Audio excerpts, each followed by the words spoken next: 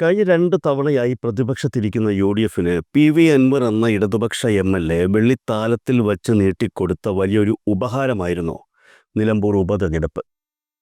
ഈ വർഷം October, November മാസങ്ങളിൽ നടക്കുമെന്ന് കരുതപ്പെടുന്ന തദ്ദേശ സ്വയംഭരണ തെരഞ്ഞെടുപ്പിൻ്റെയും അടുത്ത വർഷം തുടക്കത്തിൽ നടക്കുമെന്ന് കരുതപ്പെടുന്ന നിയമസഭാ തെരഞ്ഞെടുപ്പിൻ്റെയും ഫലങ്ങൾ ഏത് വിധത്തിലായിരിക്കും എന്ന സൂചനകൾ നൽകുന്ന ഒന്നാണ് ഈ ഉപതിരഞ്ഞെടുപ്പ് എന്നാണ് കേരളത്തിലെ രാഷ്ട്രീയ പാർട്ടികൾ കരുതുന്നത്, പ്രത്യേകിച്ചും യു.ഡി.എഫ്. ഏകദേശം 9 വർഷമായി പ്രതിപക്ഷത്തിരിക്കുന്ന യു.ഡി.എഫ് മുന്നണിയിൽ ഇപ്പോൾ തന്നെ ചില പൊട്ടലും ചീറ്റലുമൊക്കെ ആരംഭിച്ചു കഴിഞ്ഞിട്ടുണ്ട്. നിയമസഭാ തിരഞ്ഞെടുപ്പ് അടുത്തു വരുന്ന ഈ സാഹചര്യത്തിൽ ഇനിയും ഒരിക്കൽ കൂടി മുന്നണിക്ക് പ്രതിപക്ഷത്ത് ഇരിക്കേണ്ടി വരുമെന്ന സൂചനകൾ ലഭിച്ചാൽ അത് യു.ഡി.എഫ് എന്ന സംവിധാനത്തിൻ്റെ കെട്ടുറപ്പിനെ തന്നെ ബാധിക്കുമെന്നുള്ള കാര്യം യാതൊരു സംശയവും ഇല്ലാത്ത ഒന്നാണ്. ഇക്കാര്യത്തിൽ ഏറ്റവും കൂടുതൽ പ്രതിസന്ധി നേരിടുന്നത് യു.ഡി.എഫെ നയിക്കുന്ന കോൺഗ്രസ് ആണെന്നുള്ള കാര്യം ഇവിടെ ഓർക്കേണ്ടതുണ്ട്. കാരണം 2021 നിയമസഭാ തിരഞ്ഞെടുപ്പിൽ കോൺഗ്രസ് പാർട്ടി മത്സരിച്ചത് 90-ലധികം സീറ്റുകളിലാണ്. കൃത്യമായി പറഞ്ഞാൽ 93 സീറ്റുകളിൽ. കോൺഗ്രസിന് അന്ന് ജയിക്കാൻ കഴിഞ്ഞത് വെറും 21 സീറ്റുകളിൽ മാത്രമായിരുന്നു. അതിന് തൊട്ടു മുന്നേ, അതായത് 2016 നിയമസഭാ തിരഞ്ഞെടുപ്പിലും 21 സീറ്റുകളിൽ കോൺഗ്രസ് വിജയിച്ചിരുന്നു. പിന്നീട് നടന്ന ആലപ്പുഴ ഉപതെരഞ്ഞെടുപ്പിൽ എൽ.ഡി.എഫിൻ്റെ സിറ്റിംഗ് സീറ്റ് യു.ഡി.എഫ് പിടിച്ചെടുത്തതോടെ അത് 22ആയി മാറുകയും ചെയ്തിരുന്നു. എന്നാൽ അതേസമയം 25 സീറ്റുകളിൽ മത്സരിച്ച മുസ്ലിം ലീഗ് 15 സീറ്റുകളിൽ വിജയിച്ചു. മത്സരിച്ച സീറ്റുകളുടെ എണ്ണവും വിജയ ശതമാനവും തമ്മിലുള്ള താരതമ്യം അനുസരിച്ച് കോൺഗ്രസിനേക്കാൾ എത്രയോ മുകളിലാണ് മുസ്ലിം ലീഗ് കഴിഞ്ഞ തെരഞ്ഞെടുപ്പിൽ തങ്ങളുടെ പ്രകടനം കാഴ്ചവെച്ചത്. ഇത്തവണത്തെ നിയമസഭാ തെരഞ്ഞെടുപ്പ് ഒരു ജീവൻ മരണ പോരാട്ടമായി കോൺഗ്രസിന് മാറുന്നതും അങ്ങനെയാണ്. കഴിഞ്ഞ തവണത്തെ പ്രകടനമാണ് കോൺഗ്രസ് ഇത്തവണയും കാഴ്ചവയ്ക്കുന്നതെങ്കിൽ മുന്നണിയിലെ രണ്ടാമനായ മുസ്ലിം ലീഗ് പറയുന്ന പല ഉപാധികളും ചിലപ്പോൾ കോൺഗ്രസിന് അംഗീകരിക്കേണ്ടി വരും എന്നുള്ളതാണ് യാഥാർത്ഥ്യം. മലബാർ മേഖലയിൽ മാത്രം ആധിപത്യം പുലർത്തുന്ന ഒരു പാർട്ടിയായി മാത്രമേ കേരള രാഷ്ട്രീയത്തിൽ മുസ്ലിം ലീഗ് ഇപ്പോഴുള്ളൂ എന്നൊരു ആശ്വാസം മാത്രമാണ് കോൺഗ്രസിനുള്ളത്. എന്നാൽ തങ്ങൾ നിൽക്കുന്ന ചെറിയ പ്രദേശത്ത് മത്സരിക്കുന്ന ഭൂരിപക്ഷം മണ്ഡലങ്ങളിലും വിജയം സ്വന്തമാക്കാൻ അവർക്ക് കഴിയുന്നു എന്നുള്ളത് ഒരിക്കലും കുറച്ചു കാണാൻ സാധിക്കില്ല. കോൺഗ്രസിന് നിലവിലില്ലാതെ പോകുന്നതും ആ ഒരു കഴിവ് തന്നെയാണ്. 2016 2021 നിയമസഭാ തിരഞ്ഞെടുപ്പുകൾ എടുത്ത് പരിശോധിച്ചാൽ സംസ്ഥാനത്തെ ഏറ്റവും വലിയ ഒറ്റ കക്ഷി CPM ആണെന്ന് നമുക്ക് കാണാം.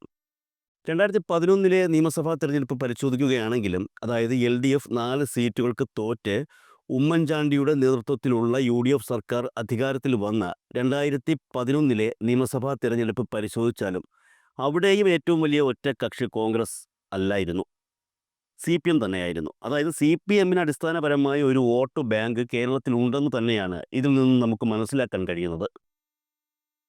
കോൺഗ്രസിന് അത്തരത്തിലുള്ള ഒരു സംവിധാനം നിലവിലുണ്ടെന്ന് തോന്നുന്നില്ല. അങ്ങനെ ഉണ്ടായിരുന്നു. സംസ്ഥാനത്ത് BJP ശക്തമായതിനെ തുടർന്ന് ആ വോട്ട് ബാങ്കിനുണ്ടായ വിള്ളലുകൾ വിസ്മരിക്കാൻ സാധിക്കുന്ന ഒന്നല്ല.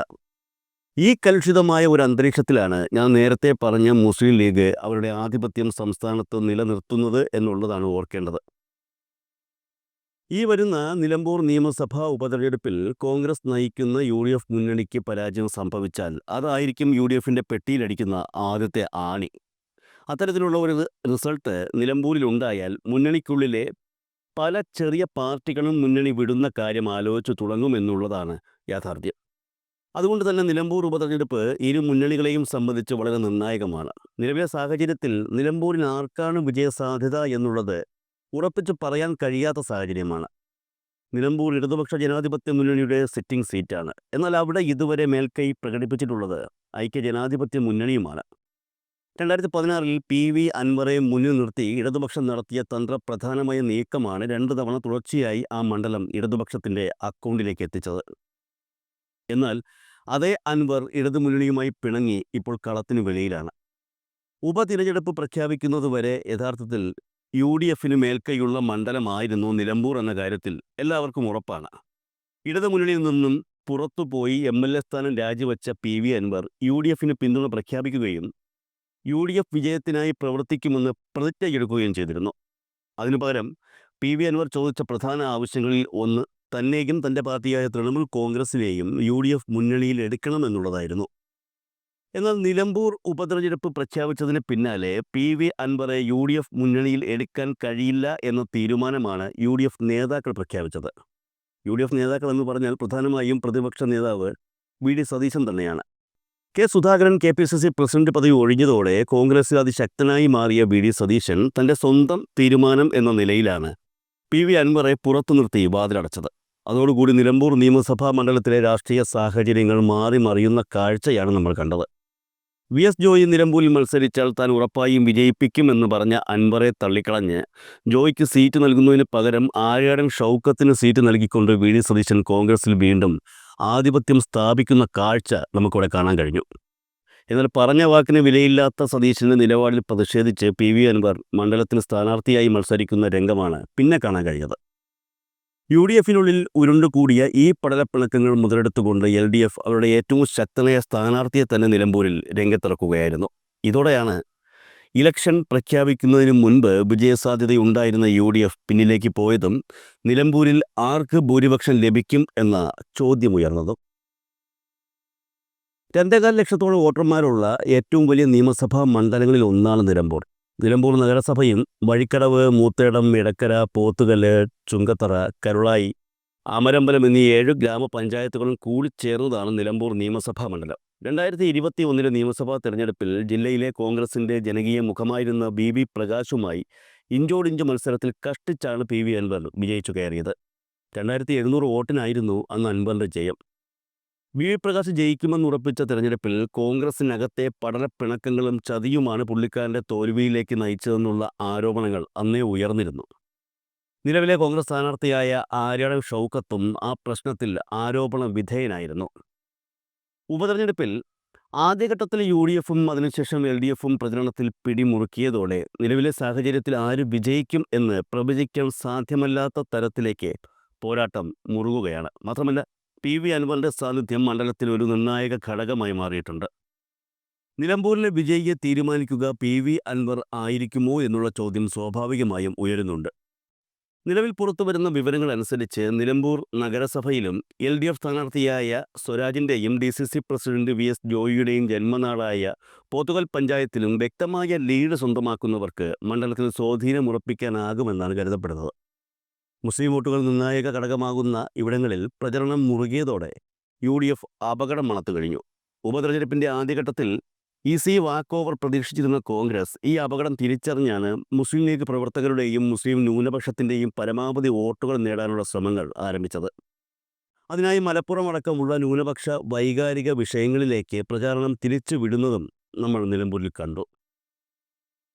2021 നിയമസഭാ തെരഞ്ഞെടുപ്പിൽ നിലമ്പൂർ നഗരസഭയിൽ 1527 വോട്ടുകളാണ് ഇടതുപക്ഷ സ്ഥാനാർത്ഥിയായ PV അൻവർ ലീഡ് നേടിയത്.